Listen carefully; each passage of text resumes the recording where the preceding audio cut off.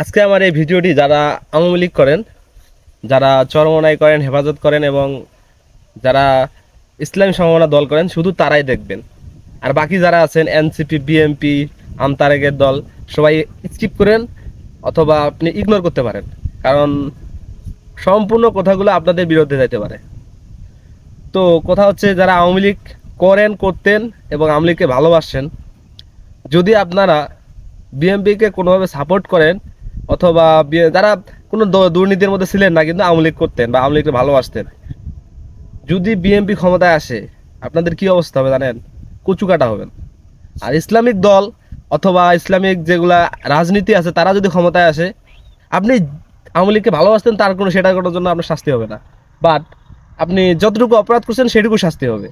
তো এখন আপনি সিদ্ধান্ত নেবেন, আপনি সম্পূর্ণ শাস্তিতে মানে বিনা বিচারে শাস্তি ভোগ করবেন, না বিচার প্রক্রিয়ার মাধ্যমে আপনার অপরাধের পর শাস্তি ভোগ করবেন।